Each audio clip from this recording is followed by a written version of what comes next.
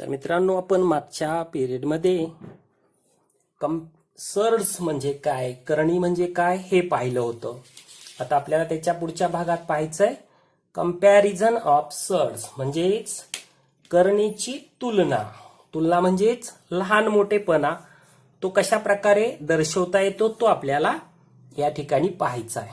पाहिलं, A and B are two positive real number. A आणि B या दोन कशा आहेत, धन वास्तव संख्या आहेत. इफ ए लेस दॅन बी, ए हे बी पेक्षा लहान आहे, देन आता बघा इथं दोन्ही साईडला आपण काय केलं, ए न मल्टिपल केलं तर काय येईल, ह्यांना मल्टिपल केल्यावर काय येईल, दोन्ही साईडला पहा, इथं ए न मल्टिपल केलं, इथं पण ए नाही मिळेल. जर ए लेस दॅन बी असेल तर ए न मल्टिपल केलं तर काय येईल, A square less than A बी. बरोबर आहे, दोन्ही साईडचा ए न गुणल्यावर इथे ए स्क्वेअर येईल, हे लेस दॅन तसंच, आणि हे ए बी येईल, A square less than A B. Then A B less than B square. समजा आपण इथं तसंच याच्या उलट बनवू शकतो. आपण हे जर घेतलं तर ते आपल्याला या प्रकारे दाखवता येईल. मग आपण दोन्ही साईडला समजा इथं आहे ए बी आहे का, इथं आपण दोन्ही साईडला बी न गुणलं, ह्याला बी न गुणलं ए बी येईल, याला बी न गुणलं बी स्क्वेअर. बरोबर आहे, म्हणजे आहे तसंच चिन्ह राहील. दोन्ही साईडला बी न गुणल्यामुळं ए B less than B square. आता ह्या दोघांचा विचार केला तर बघा, A square less than A B and A B less than B square.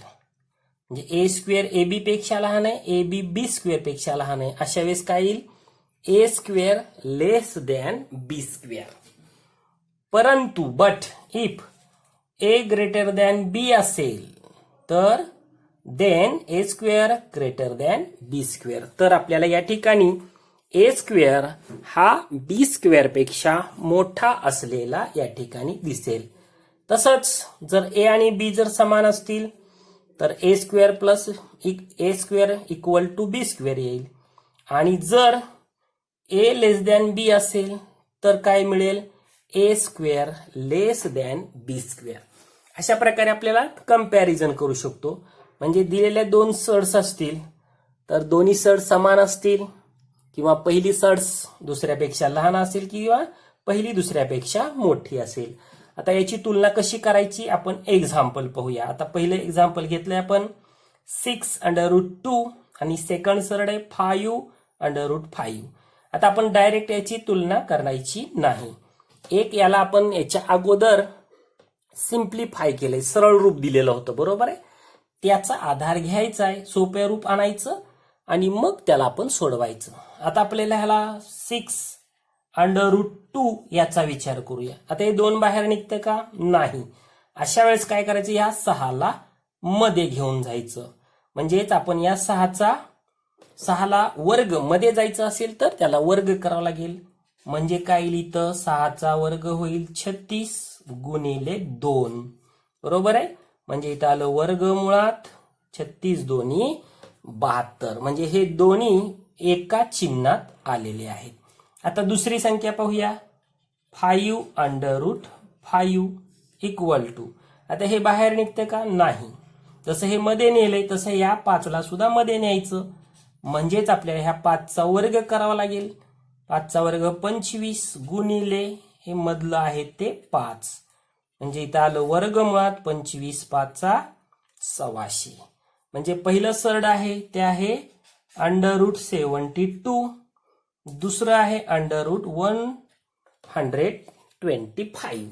आता आपण हे दोन्ही एका चिन्हात गेलेले आहेत, म्हणजे आपल्या ह्याच्या बाहेर कुठली संख्या नाही. आता आपण यांची तुलना करू शकतो. आता पहा, 72 125 पेक्षा लहान आहे. मग आता याच्यावरनं आता घेत असताना पहिलं हेच घ्यायचं, नंतर हे घ्यायचं. मग आता इथं काय येईल, मग 6√2 लेस दॅन 5√5. म्हणजे 6 वर्गमुळात 2 हे 5 वर्गमुळात 5 पेक्षा लहान आहे. आता हेच एक्झाम्पल आपण आणखी एक दुसऱ्या पद्धतीनं सोडवू शकतो. आता ते कसं सोडवायचं ते बघू. पाहिलं, इथं आहे 6√2. बरोबर आहे. हा, आता आपण इथं जसं याला मध्ये नेलं होतं तसं याला आपण बाहेर काढू शकतो. काय करून, तर आपण या पूर्ण पदाचा काय करायचा, वर्ग करायचा. हे जर असं बाहेर निघत नसेल तर याला पूर्ण वर्ग करूया. 6चा वर्ग 36 गुणिले वर्गमुळात 2चा वर्ग 2, तर हे किती आलं, 72. तसंच आता दुसरे घेऊया, 5 वर्गमुळात 5. हे बाहेर येत नाही तेव्हा आपण ह्या दोघांचा एकत्रित वर्ग करायचा. 5चा वर्ग 25 गुणिले 5 वर्गमुळात 5चा वर्ग 5 आणि ह्या दोघांचा गुणाकार किती आला, 125. म्हणजे पहिला गुणाकार आला आपला 72, दुसरं 125. आता या दोघांमध्ये लहान कोण आहे, 72, म्हणजे 72 लहान आहे 125 पेक्षा.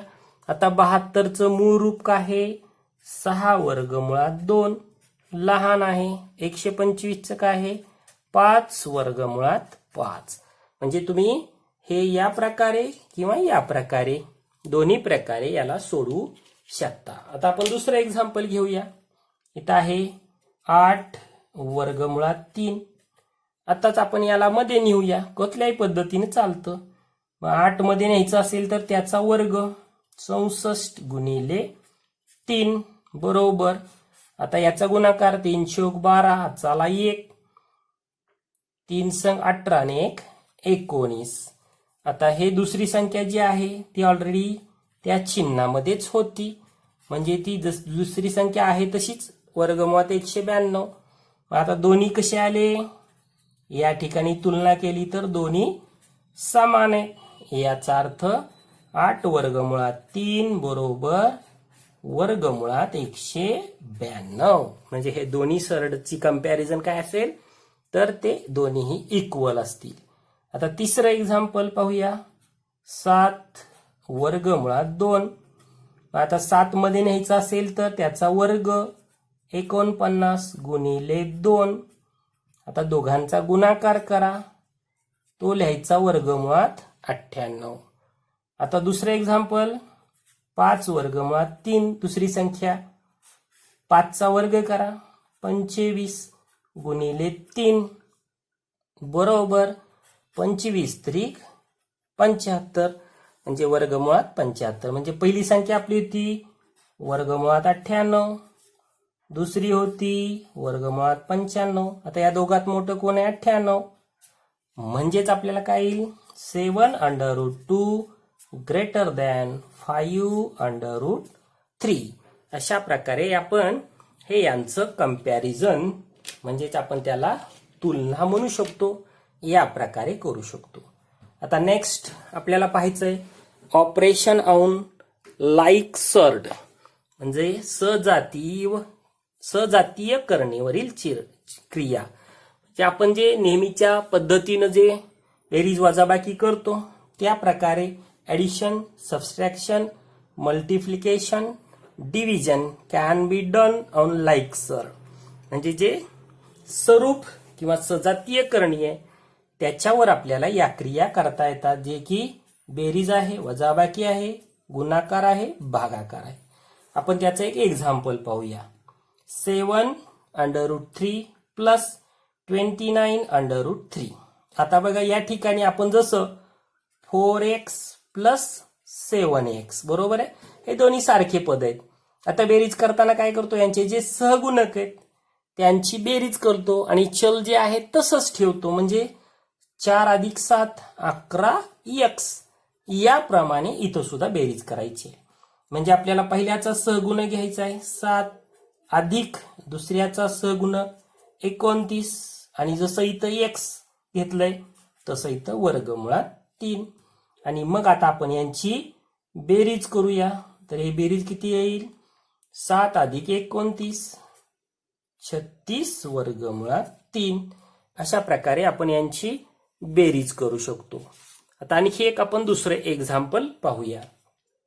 आता या दुसऱ्या एक्झाम्पल मध्ये काय दिसतं आपल्याला, पहा वरती 13 वर्गमुळात 8 अधिक 1/2 वर्गमुळात 8 वजा 5 वर्गमुळात 8. अशा प्रकारे या आपण संख्या घेतलेल्या आहेत. मग आता इथं सगळ्यात पहा वर्ग करणे, तिथं 8 आहे, इथं 8 आहे, इथं 8 आहे. म्हणजे सगळ्या ठिकाणी 8 आहे, आपण त्याला तसंच ठेवूया. आता पहिल्याचा सगुण घ्या 13 अधिक दुसऱ्याचा 1/2 वजा तिसरा 5 आणि मग वर्गमुळात 8. आता इथं आपल्याला एकदम यांची बेरीज वजाबाकी करता येते, काही अडचण नाही. बघा आता इथं पहिलं 13 अधिक 1/2 घ्यायचंय आणि त्यातनं 5 वजा करायचंय. तर आता आपण असं पण करू शकतो, 13 वजा 5 पण घेऊ शकतो किंवा सगळ्यांचा छेद 2 घेतला तरीही सुद्धा आपल्याला याची बेरीज वजाबाकी करता येईल. मग आता ह्या तिघांचाही छेद आपण करूया 2. आता पहा इथं 2 छेद आहे का? नाही. इथं कितीनं गुणावं लागेल? 2 मग वरती 2 गुणलं 13 दोन्ही 26 अधिक इथं 2 आहे म्हणजे हे एक तसंच वजा इथं 2 नाही म्हणजे 2 गुणावं लागेल. वरती 2 गुणलं 2 पंचे 10 आणि वर्गमुळात 8. आता पाहिजे 26 आणि 1 27 वजा 10 इथं उरले 17/2 वर्ग करणे 8. आता हा सिम्पलेस्ट फॉर्म आहे का? नाही. याचं कारण काय आहे? तर हे 8 परिमेय संख्या, या 8 मध्ये काही फॅक्टर बाहेर काढता येतो, तो आपण काढूया. बघा आता इथं 17/2 इंटू आता याचे फॅक्टर घेतले 4 इंटू 2 बरोबर आहे. त्या 4चं स्क्वेअर रूट घेतलं 2 आणि हे √2 त्या ठिकाणी राहिलं.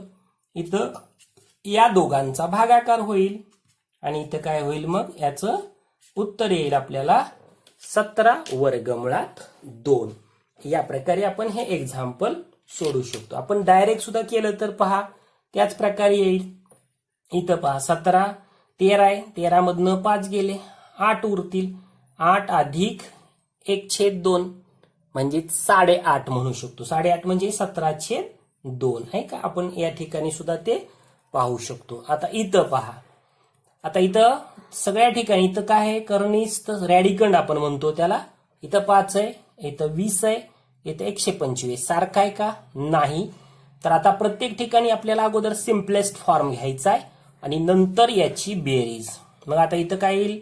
8 वर्गमुळात 5 अधिक आता इथं आपल्याला फॅक्टर घ्यावं लागतील. तर 20 साठी काय घेऊ शकतो? 4 गुणिले 5 वजा वर्गमुळात 125 साठी काय घेऊ शकतो? 25 गुणिले 5. ठीक आहे. मग आता इथं पहा 8 वर्गमुळात 5 अधिक इथं 4 आहे त्याचं वर्गमूळ घेतलं 2 राहिलं वर्गमुळात 5 तसंच वजा इथं 25 आहे त्याचं वर्गमूळ घेतलं 5 हे 5 तसंच आपण वर्गमूळ टाकलं. आता सर्व ठिकाणी जर पाहिलं तर जो आपला रॅडिकंड आहे तो रॅडिकंड कसा आहे? सेम झाला. आता इथं होता का? नाही. तर अगोदर मग त्याला सिम्पलेस्ट फॉर्म मध्ये घ्यायचं, मग त्याची बेरीज वजाबाकी काय असेल ते. आता पहिला सहगुणक 8 अधिक 2 वजा 5 आणि गुणिले वर्गमुळात 5. मग इथे येईल 8 आणि 2 10 वजा 5 5 वर्गमुळात 5. या प्रकारे आपण यांची बेरीज करू शकतो. आता आपण नेक्स्ट पाहूया त्यांचा गुणाकार आहे. आता इथं पहा गुणाकार आपण आहे तर तो डायरेक्ट गुणाकार आपण घेऊ शकतो. आता एकाच चिन्हात येईल 7 गुणिले 42 दोन्ही एकत्र केले. आता इथं आपण डायरेक्ट गुणाकार न करता याचा सिम्पलेस्ट फॉर्म मध्ये आपल्याला घ्यायचा असतो. 7 इंटू आता ह्याचे फॅक्टर्स घेऊया 7 इंटू 6. ओके. मग आता इथं आपण हे याचा गुणाकार केला तर येईल 49 आणि त्याचं वर्गमूळ शोधलं तर 7 म्हणजे हा आपल्याला बाहेर काढता येतो. म्हणजे 49चं वर्गमूळ घेतलं 7 आणि हा निघणार नाही म्हणून याला तसंच ठेवायचं. म्हणजे ह्या दोघांचा गुणाकार आपल्याकडे आला 7 वर्गमुळात 6. तसाच आता आपल्याला करायचा आहे भागाकार. म्हणजे इथं आलं वर्गमुळात 125 भागिले वर्गमुळात 5 बरोबर आहे. आता एकाच चिन्हात आपण याला घेऊया 125 साठी 25 गुणिले 5 भागिले खाली किती आहे 5 5 5चा भागाकार होईल. आता इथे राहिलं शिल्लक वर्गमुळात 25 आणि याचं वर्गमूळ निघेल 5 अशा प्रकारे आपण यामध्ये बेरीज, वजाबाकी, गुणाकार, भागाकार या क्रिया आपल्याला अशा प्रकारे करता येतात. आता आपल्याला पुढचा नेक्स्ट पार्ट पाहायचा आहे, रॅशनलायझेशन ऑब्सर्ड, करणीचे परिमेयीकरण. आता इथं पहा, एक परिमेय करणी नाही, अपरिमेय संख्या, बरोबर आहे. तर याला परिमेय रूपांतर करायचं. आता हे कसं करायचं असतं, if the product of two surds, म्हणजे दोन करणीचा गुणाकार, इज अ रॅशनल नंबर, तो कसा असतो, परिमेय संख्या असतो, तेव्हा each surd is called a rationalization factor of the other surd. अशा वेळेस प्रत्येक करणीला एकमेकाचा परिमेयीकरण गुणक असं म्हटलं जातं. आता तो कसं करायचं आहे ते आपण एक्झाम्पल बघूया. बघा, आता इथे घेतले आपण √2, बरोबर आहे. आता ह्या √2 ला त्या करणी संख्येतून बाहेर काढायचंय. मग आता आपण इथं √2 आहे त्याला √2 नच आपण मल्टिपल करू. मग आता ह्या दोघांचा गुणाकार केला तर काय येईल, √4, आणि मग ते बाहेर निघेल 2, म्हणजे हे कशी होती, कसला होता, इरॅशनल नंबर, अपरिमेय संख्या होती, परंतु त्याच संख्येनं गुणल्यावर ती परिमेय झाली. तर इथं या दोघांना एकमेकांचे रॅशनलायझेशन फॅक्टर, परिमेयीकरण गुणक असं म्हटलं जातं. आता आपण दुसरं एक्झाम्पल बघूया, 8 वर्गमुळात 5. आता जसं इथं आपण याला वर्गमुळात 2 न गुणलं होतं, बरोबर आहे, तसंच तुम्ही इथं सुद्धा 8 वर्गमुळात 5 नच गुणलं तरी चालतं, किंवा जे वर्गमुळाच्या चिन्हात संख्या आहे तेवढ्याच संख्येनं गुणलं तरी चालतं. म्हणजे इथं 8 हा बाहेर आहे, सहगुणक आहे, तो त्या घ्यावा असं काहीही बंधन नाही. मग आता आपण याचा गुणाकार करूया.